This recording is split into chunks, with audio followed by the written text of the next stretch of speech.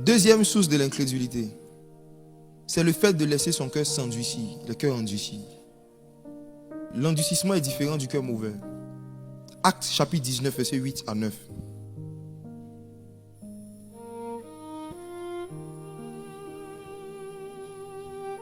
Actes 19, versets 8 à 9. Ensuite, Paul entra dans la synagogue où il parla librement.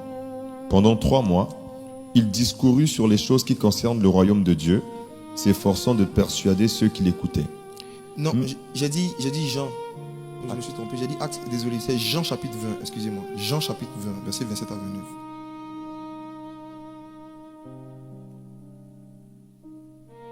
Chapitre 20, verset 27. Puis il dit à Thomas, « Avance ici ton doigt et regarde mes mains. Avance aussi ta main et mets-la dans mon côté et ne sois pas incrédule, mais crois. » Ne sois pas incrédule, mais crois. Verset 28. Thomas lui répondit, « Mon Seigneur et mon Dieu. » Jésus lui dit, « Parce que tu m'as vu, tu as cru. Heureux ceux qui n'ont pas vu et qui ont cru. » Amen.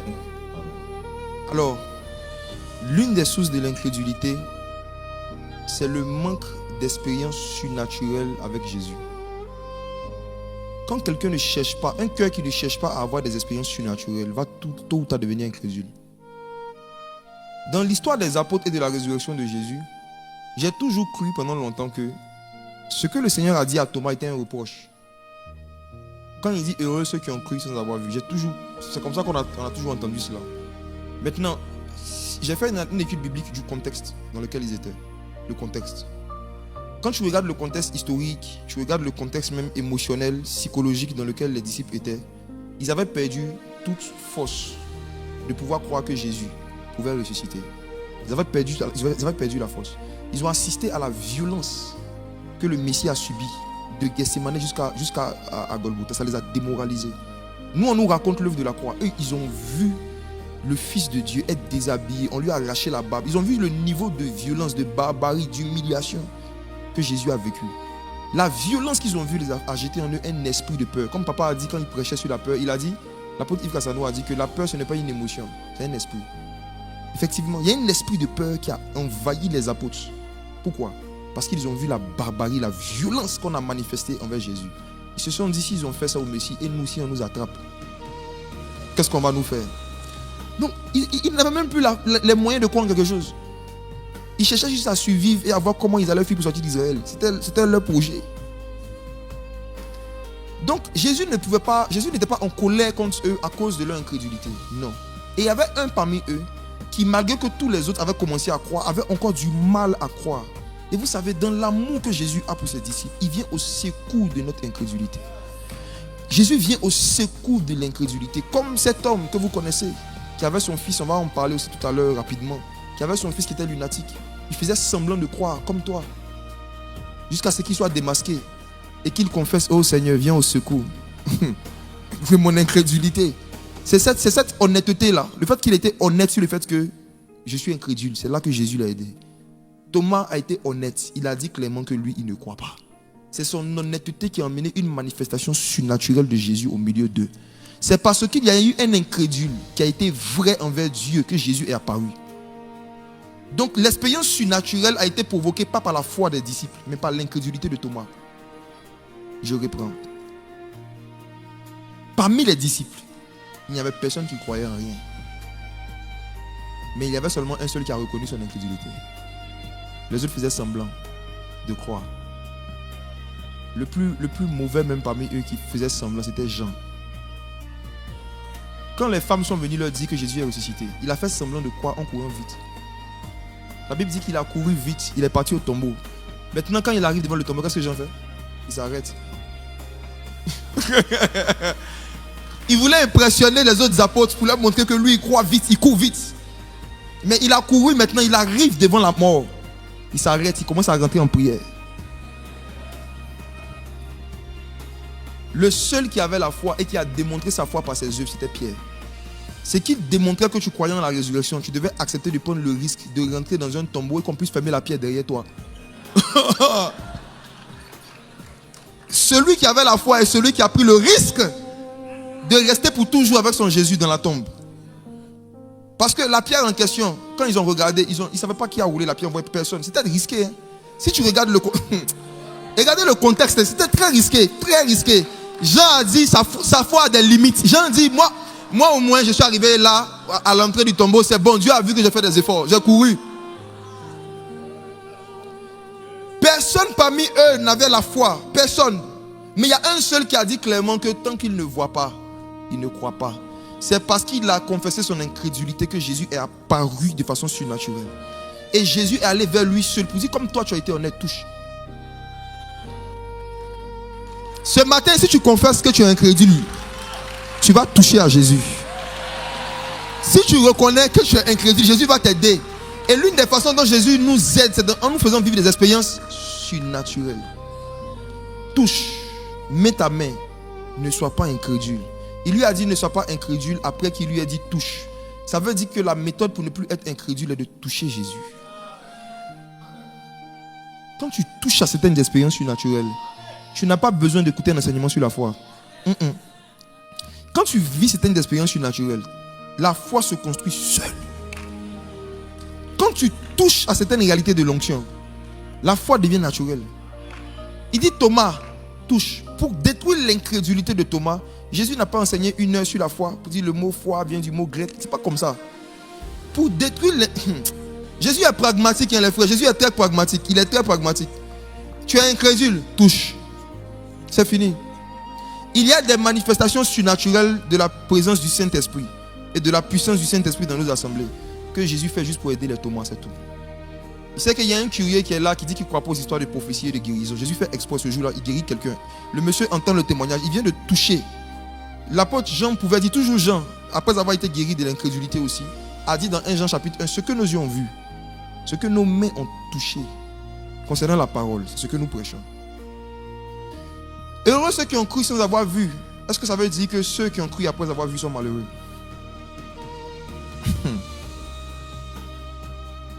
Bénis sont ceux qui ont cru sans avoir vu. Mais ceux qui ont vu après avoir cru ont 2 fois plus de foi. Si tu as réussi à croire en quelque chose que tu n'as pas vu, tu dois aspirer après à voir cette chose. Parce que lorsque tu vas la voir, ta foi va augmenter. Si tu as réussi à croire en l'onction alors que tu ne l'as pas encore expérimenté, imagine-toi combien ta foi sera quand tu vas expérimenter l'onction. Si tu as cru dans les miracles sans que ta foi sans que tu n'aies vu, imagine-toi comment ta foi sera quand tu vas voir. J'ai lu toute mon enfance dans la Bible que Élie pria avec instance pour qu'il ne pleuve point. Je croyais en cela, je croyais que Dieu pouvait le faire. Mais ma première fois où je l'ai vu physiquement, c'était la semaine dernière. Je dis qu'on est quelque part, on est en train de faire une croisade, la pluie tombe devant les... Si vous regardez même dans les vidéos, vous allez voir comment est-ce que la pluie tombait à grosses gouttes. Des grosses gouttes comme ça, il pleuvait. Et puis on prie, et puis la pluie s'arrête sur les champs. On donne la minute, on dit la pluie va s'arrêter à telle heure, et ça s'arrête devant tout le monde, devant les caméras. Après une expérience comme ça, ta foi prend une autre dimension. Et vous savez, chaque victoire que Dieu vous donne est dans le but de vous faire grandir dans la foi. C'est pour grandir dans la foi. Heureux ceux qui ont cru sans avoir vu, mais forts seront ceux qui ont vu après avoir cru. Ça fortifie la foi. Donc l'expérience surnaturelle, ce n'est pas pour amuser le peuple de Dieu. C'est pour affermir la foi, c'est pour chasser l'incrédulité. Dieu détruit l'incrédulité par des témoignages. Quand les gens viennent dire j'étais malade, j'étais guéri, ce matin j'écoutais les témoignages qui passaient. Peut-être que pour vous ce n'est rien. Mais mes frères et sœurs, la Samarie ne s'est pas convertie par une prédication. La Samarie s'est convertie par le témoignage d'une Samaritaine. Le Seigneur Jésus-Christ savait que dans certains endroits, un témoignage aura plus d'effet qu'une longue prédication. Voici pourquoi, pour évangéliser la Samarie, Jésus n'est pas allé se promener de lieu en lieu en Samarie. Jésus s'est assis, il s'est concentré sur l'évangélisation d'une seule femme. Parce qu'il savait que cette femme était très forte dans les témoignages. Si elle avait un témoignage, toute la Samarie allait venir à Jésus. Jésus se concentre sur toi parce qu'il sait que toi, s'il te donne des témoignages, s'il te donne des expériences surnaturelles, s'il te donne des choses, tu vas emmener toute ta famille à Christ. Tu vas emmener toute ton école à Christ. Tu vas emmener toute ton université à Christ. Si vous êtes nombreux dans la famille et que tu es la seule qui a eu la grâce de naître de nouveau depuis des années, c'est parce que Jésus est assis au puits avec toi. Il compte sur toi pour lui emmener la Samarie. Si Jésus ne va pas vers tes frères et sœurs, c'est parce qu'il sait que toi, il peut t'envoyer vers eux. Est-ce que vous avez remarqué qu'avant d'aller vers le fou de Gadara, Jésus était avec une foule?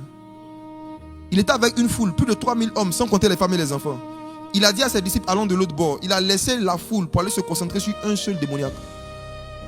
Jésus a laissé la foule pour aller se concentrer sur un homme qui avait une foule de démons. Il savait que lui, si on le délivre, il y a 10 villes derrière qui vont entendre l'évangile. Dieu insiste sur toi. Le fait que toi, tu dois grandir dans la foi, tu dois grandir en Christ. Le fait que toi, tu dois grandir dans l'onction. Parce qu'il sait que si toi, tu deviens oint, tu vas lui emmener des foules. Les expériences surnaturelles détruisent l'incrédulité de Thomas. Il y a des gens, on doit venir au secours de leur incrédulité par des expériences surnaturelles. On doit venir au secours de leur incrédulité. Jésus est venu au secours de l'incrédulité de Thomas en apparaissant sans frapper à la porte. Les disciples étaient réunis. Jésus est apparu à cause de Thomas. Parce qu'il était incrédule. Parce que c'est une incrédulité confessée devient une sincérité. Et la sincérité attire la présence de Jésus. Soyez vrai quand vous venez dans la présence de Dieu. Ne faites pas semblant de croire en des choses que vous ne croyez pas. J'ai déjà dit à un pasteur un jour qui m'a invité. Je dis, tu m'invites pourquoi? Il dit non, pour enseigner, pour prophétiser. Il dit, mais toi-même tu ne crois pas au prophétique. Je dis, toi-même tu ne crois pas au prophétique. Pourquoi tu veux que je vienne faire ça chez toi? Il dit, qu'est-ce qui te fait dire que je ne crois pas? Il dit, mais je ne prophétise jamais. La foi sans les œuvres est morte. Je sais que votre père, l'apôtre Yves Castanou, n'est pas incrédule par rapport au miracle. Parce qu'il fait rarement un mois sans prier pour les malades. C'est le prédicateur que je connais qui prie le plus régulièrement pour les malades. Ses œuvres montrent qu'il a la foi. Que Jésus guérit. Ses œuvres. Ses œuvres montrent que tu as la foi. Donc, on ne reconnaît pas ce en quoi un prédicateur croit en fonction de ce qu'il prêche. On reconnaît en fonction de ce qu'il fait. Parce que la foi, ce n'est pas la récitation des choses qu'on espère. C'est la démonstration des choses qu'on espère. La foi, c'est la démonstration. Ce n'est pas des récitations. Donc, je lui ai dit que tu ne prophétises jamais. Tu vas me dire que toi, tu jeûnes, tu pries pour les membres de ton église et tout. Dieu t'a jamais même donné une parole de connaissance, un songe pour quelqu'un. Les gens souffrent comme ça. Toi, non. Quand Jésus a été crucifié, ses yeux n'ont pas été cloués. Oh. Dans les derniers jours, dit le Seigneur, je répandrai mon esprit sur toute chair. Les jeunes gens, les jeunes filles verront des visions. Même les vieillards auront au moins des songes. Même si tu es vieux, au moins un songe. Au moins un songe. Au moins un. Je dis, ça fait des années que tu ne reçois ni songe ni vision, ça ne t'inquiète pas. Et tu veux inviter d'autres pasteurs qui viennent amuser ton église. Et dis non. Je veux venir tout pour toi. Je veux passer du temps avec toi. Je veux venir te sauver de ton incrédulité.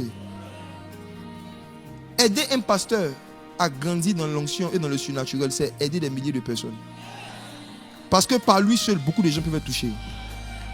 C'est pourquoi Jésus a passé 40 jours avec les prédicateurs après sa résurrection.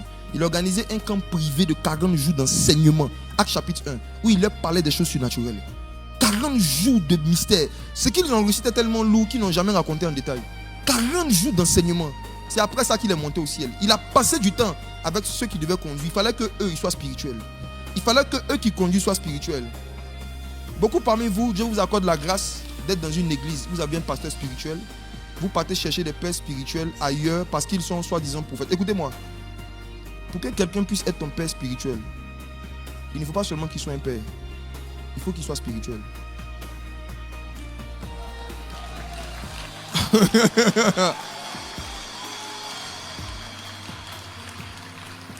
Et un homme spirituel,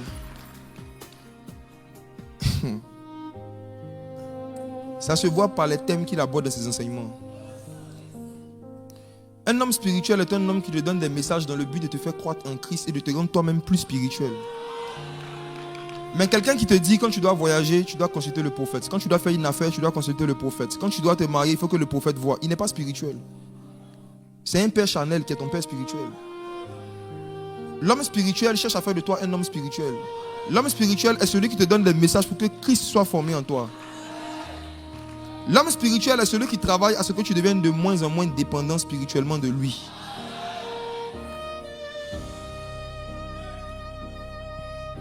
Les expériences surnaturelles. Actes chapitre 1, verset 3.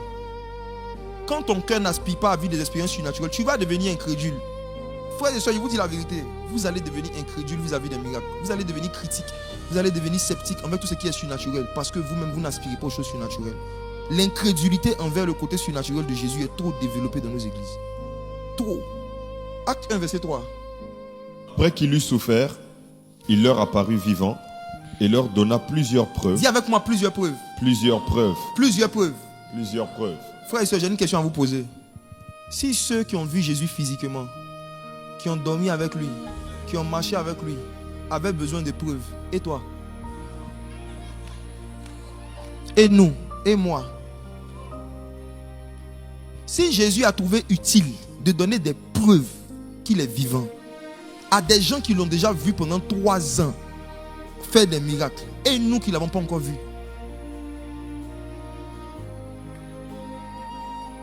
nous qui ne l'avons pas vu physiquement, vous pensez vraiment qu'on n'a pas besoin de preuves de la résurrection? Vous pensez que se désintéresser des preuves, c'est la foi? Vous pensez que c'est parce que vous avez la foi que vous ne cherchez pas des preuves? L'incrédulité ne cherche pas des preuves. Parce que pour chercher les preuves de quelque chose, il faut d'abord croire que ça existe. Quand tu ne crois pas en quelque chose, tu ne cherches pas à voir la chose. Parce que pour toi, tu ne crois pas.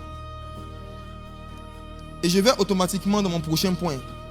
Le dernier sur les 3 racines de l'incrédulité. C'est que quand on devient trop incrédule, on fait la spiritualisation des miracles physiques. La spiritualisation des miracles physiques. La spiritualisation des miracles physiques. Mes frères, je vais me confesser. Je vais confesser mon ancienne incrédulité. Je prêchais l'évangile. Je lisais les évangiles. Mais chaque fois que je vois que Jésus a guéri Bartimée, Jésus a guéri les aveugles, quand je dois prêcher ces versets, je parle toujours de l'aveuglement spirituel.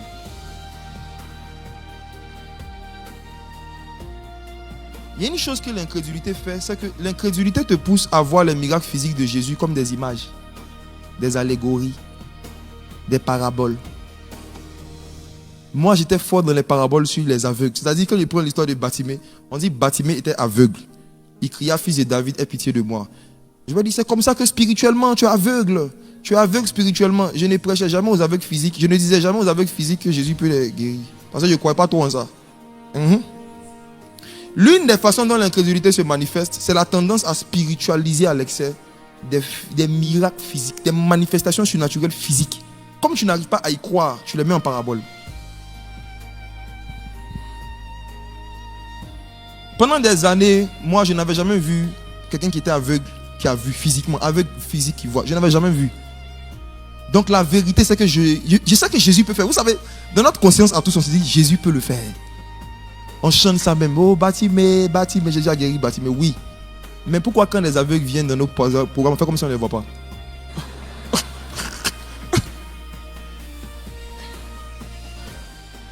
Mes frères et sœurs, chaque domaine où tu auras une zone d'incrédulité, comment tu vas pouvoir t'examiner? C'est que quand tu arrives, quand tu es en train de lire le verset, quand tu entends l'histoire, tu vois ça comme une parabole. On dit Jésus a guéri un boiteux. Tu dis c'est comme ça quand tu es boiteux dans ta foi. Tu vas toujours essayer de ramener tout en parabole. Pourtant les évangiles sont clairs. Il y a les paraboles dans les évangiles et puis il y a la réalité. Mais nous souvent on transforme les réalités même aussi en paraboles à cause de notre incrédulité. J'ai fait ça pendant des années. Mes frères, moi je prêchais, j'évitais le sujet des miracles. Je prêchais la repentance, le baptême du Saint-Esprit, je m'arrêtais là. Pendant des années, je dis je ne veux pas avoir de problème. Il ne faut pas que je vais dire un truc ici. Et puis ça ne va pas se passer. Ce raisonnement-là, le fait de dire, il ne faut pas que je vais parler d'un sujet, pourtant que Jésus dit qu'il fait, mais si je parle de ça, et s'il ne le fait pas, incrédulité. Ce n'est pas parce que nous vous prêchons que nous avons plus de foi que vous. Toi-même qui es assis là-bas, peut-être qu'il y a des choses auxquelles tu crois que moi je ne crois pas encore. On grandit dans la foi. C'est pour ça qu'on appelle grandir. On grandit dans la foi. Ça veut dire que chaque fois que tu avances avec le Christ, il va t'éclairer sur une zone de la foi où tu ne crois pas de tout ton cœur. Une zone de la foi où tu as encore des doutes sur la capacité de Dieu à faire de telles choses. J'avais la foi que Jésus baptise du Saint-Esprit et de feu. J'avais la foi que Jésus chasse les démons. Mais aveugle. Quand je les vois, je dis l'aveuglement spirituel. Et un jour, je suis allé en retraite. En 2022. Et puis le Saint-Esprit, j'étais en train de prier pour demander à Dieu. Je cherchais la face de Dieu parce que je m'ennuyais. Non, en fait, est-ce que ça vous est déjà arrivé d'être dans la vie chrétienne? Tu te sanctifies, tu pries, tu jeûnes, mais tu sens que tu dois faire d'autres choses encore pour Dieu, mais tu ne sais pas ce que c'est. Je sentais dans mon esprit que je devais faire d'autres œuvres pour Dieu, mais je ne savais pas ce que c'était. J'ai décidé d'aller en retraite pour demander au Seigneur, que veux-tu que je fasse pour toi? Et c'est dans cette quête-là que le Seigneur m'a dit dans la retraite que je veux que tu ouvres un centre pour t'occuper des enfants en situation de handicap. Je dis moi-même, je vais commencer où? Je vais terminer où? À quel moment? J'ai dit à Dieu que si c'est vraiment lui qui est en train de me parler, je veux un signe. Et le Seigneur m'a dit, voici le signe que je te donne. Je vais emmener un jour dans un de tes programmes un enfant qui est né aveugle. Et je vais guérir l'enfant instantanément. Il m'a dit, le jour où tu vois ce signe, c'est que tu dois commencer à faire le centre pour les enfants en situation de handicap. Toujours dans mon incrédulité, je me suis dit, oui, un jour Dieu le fera, certainement, peut-être dans 10 ans, dans 15 ans. Quand il serait un père. Mes frères, je suis sorti de la retraite le vendredi matin, on avait une veillée le même soir. Le Saint-Esprit a beaucoup d'humour. Hein? On avait une veillée le même jour, le même soir. Je prêche l'évangile, on prie pour les gens, on chasse les démons. Et puis un moment de la veillée, j'ai une vision où je vois un enfant né aveugle mais d'un œil. C'est-à-dire l'autre œil voit un peu, mais l'autre œil est complètement aveugle, complètement fermé.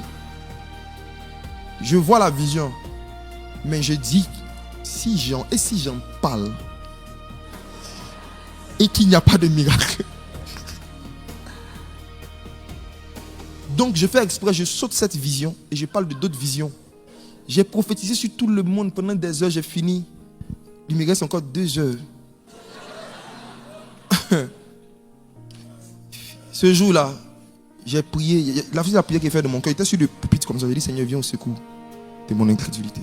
Parce que ça, c'est la honte du siècle. Je vais appeler un enfant aveugle là. Déjà, même, est-ce que l'enfant est là? Si l'enfant est là, qu'elle vient. Et si je prie et puis elle ne voit pas, on fait comment?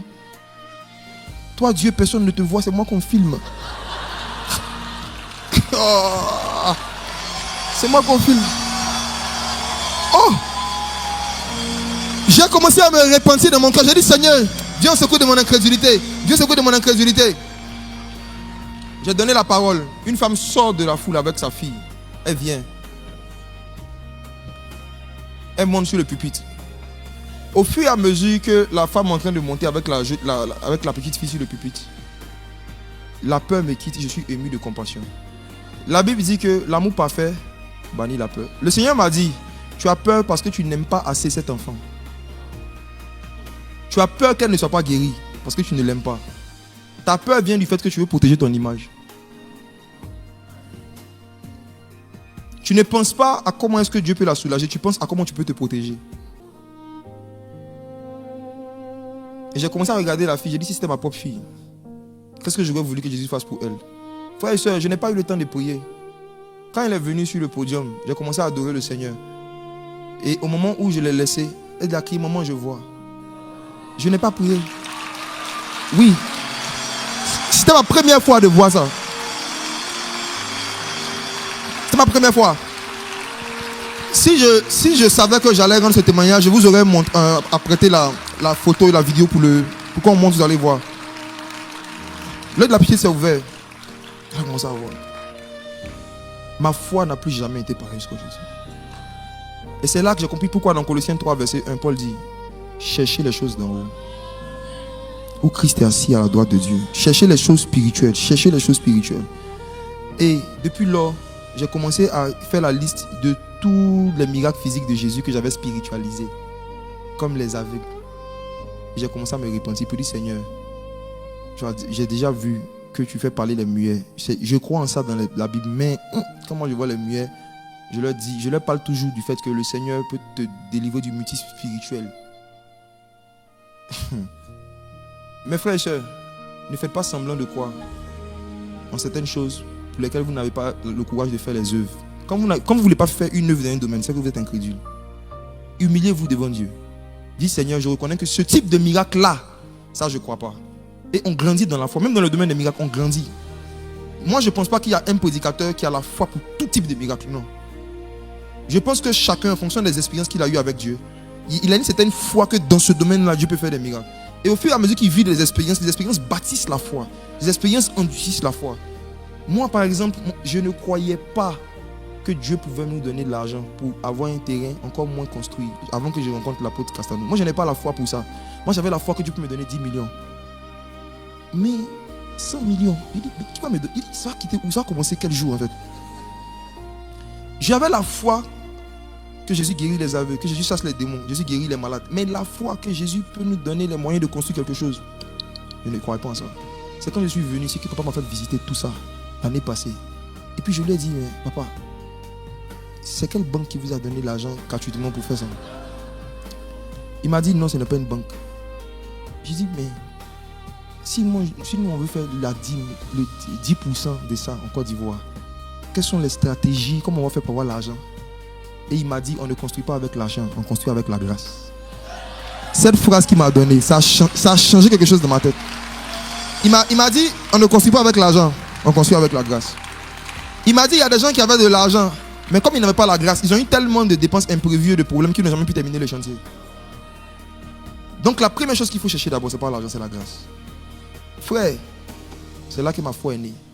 Et par la grâce de Dieu, depuis quelques mois, on est en train de construire. Yeah. J'ai reconnu que je suis incrédule. J'ai reconnu que je ne croyais pas.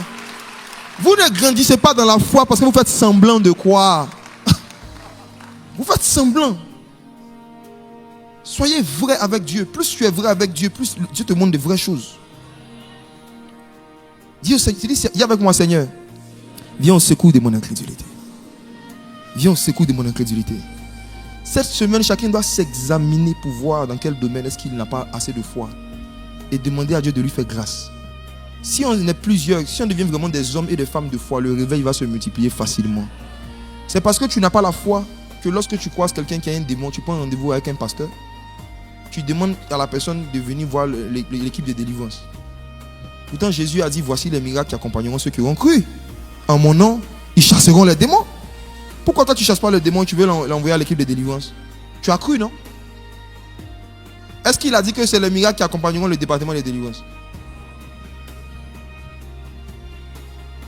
Je termine avec ceci. L'une des choses qui montre qu'il y a de l'incrédulité, c'est l'incapacité de chasser certains types de démons. L'incapacité de vaincre certains types d'entités spirituelles. C'est une manifestation de l'incrédulité. Marc chapitre 9, verset 19 à 24.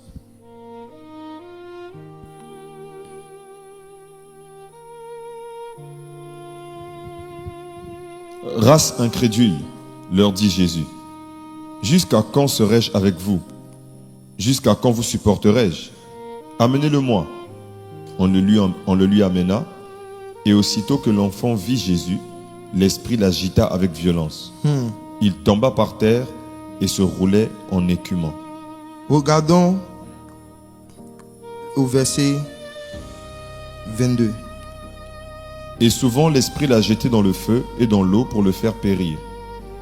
Mais si tu peux quelque chose, viens à notre secours. Si et tu compassion peux. de nous. Il dit si tu peux. Il dit à Jésus si tu peux. Regardez la réponse de Jésus. Jésus lui dit, si tu peux, tout est possible à celui qui croit. Verset 24.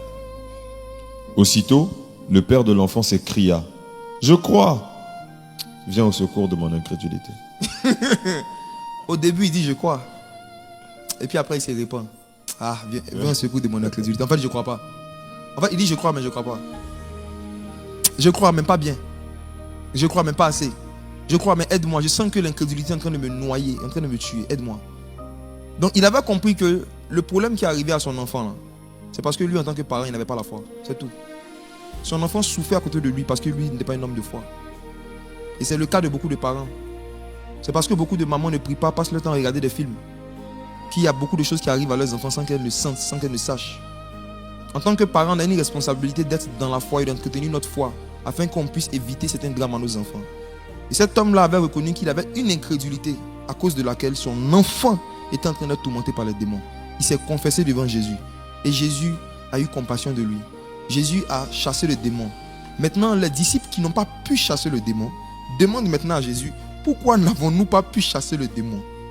Tu as dit tout est possible à celui qui croit. Tu es en train de dire que nous ne sommes pas des croyants. Jésus leur confirme, oui, c'est bien ce que j'ai dit. Matthieu 19, verset 20, il dit incrédule. On peut être apôtre et être incrédule. On peut être pasteur et être incrédule. On peut être évangéliste comme moi ici, incrédule, évangéliste incrédule. Matthieu 19, verset 20 à 21. Matthieu 19, verset 20. Le jeune homme lui dit, j'ai observé toutes ces choses. Que me manque-t-il encore? Jésus lui dit, si tu veux être parfait... Oh non, attention. Ce n'est pas cela. Je cherche le passage où ils ont demandé au Seigneur, pourquoi n'avons-nous pas pu chasser le démon? Et le Seigneur leur a dit, c'est à cause de votre incrédulité. C'est Matthieu 17 plutôt. Voilà. Matthieu 17.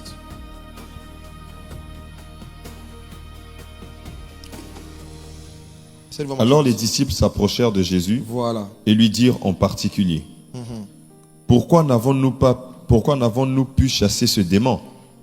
Verset 20, c'est à cause de votre incrédulité, leur dit Jésus. Je vous le dis en vérité, si vous aviez de la foi comme un grain de sénévé, vous diriez à cette montagne, transporte-toi d'ici là, et elle se transporterait, rien ne vous serait impossible. Mais cette sorte de démon ne sort que par la prière et par le jeûne. Je vais terminer avec ceci. Les disciples n'ont pas pu chasser le démon à cause de leur incrédulité, pas à cause du manque d'onction, pas à cause du manque de puissance, pas à cause du manque de sanctification, pas à cause du manque de consécration, mais à cause de leur incrédulité. Donc, vous devez comprendre, mes frères et sœurs, que l'incrédulité, au-delà d'être le fait de ne pas obéir à Dieu, de ne pas faire confiance à Dieu, c'est un esprit qui empêche des gens de chasser certains esprits. L'incrédulité, parfois, est la manifestation d'un démon qui oppresse les enfants de Dieu et qui les met dans des conditions où ils ne peuvent pas chasser aussi des démons parce que Satan ne chasse pas Satan. Ils n'ont pas pu chasser un démon à cause de leur incrédulité. Et Jésus maintenant commence à donner maintenant le médicament de l'incrédulité en parlant du jeûne et de la prière. Le contexte dans lequel il a dit cette sorte de démon ne sortent que par le jeûne et la prière, c'était un contexte d'incrédulité. Donc je pense, c'est mon opinion, je pense que quand le Seigneur dit cette sorte de démon ne sort que par le jeûne et la prière, il ne parlait pas uniquement du démon lunatique, mais il parlait du démon d'incrédulité. Je pense que le jeûne et la prière sont des outils pour briser l'incrédulité et pour nous défaire de l'influence de l'esprit d'incrédulité. Je pense que plus on pratique le jeûne, plus on pratique la prière, moins on peut être influencé par des esprits d'incrédulité. Et comme on domine, on grandit en autorité sur les esprits d'incrédulité, on peut maintenant chasser les autres sortes de démons qui ne sortent que par le jeûne et la prière. Ceux qui pratiquent le jeûne et pratiquent la prière grandissent dans la foi. La pratique du jeûne et de la prière grandissent dans notre faculté de faire confiance à Dieu et de pouvoir obéir à Dieu. Pour pouvoir se dire que moi qui mange 3 fois par jour, je serai capable de faire toute une journée sans manger, vous faire confiance à Dieu. Il y a des gens ici, la manière dont vous êtes gourmand, si vous devez jeûner, vous devez faire confiance à Dieu. Pour ne pas que vous mourrez de faim. C'est-à-dire qu'il faut vraiment avoir la foi de croire que toi, tu vas faire 8 heures de temps sans manger. C'est la foi. Il y a certains ici, pourquoi qui peuvent faire 21 jours de jeûne, il faut la foi. Il faut que vous croyez que Dieu peut vous soutenir physiquement pour que vous y arriviez. Donc, jeûner même pour Dieu, c'est un exercice de foi, c'est un exercice de la piété. Et quand tu t'exerces à la piété, tu grandis en autorité sur les esprits d'incrédulité et sur les esprits lunatiques et sur tous les autres esprits qui ne sortent que par le jeûne et la prière.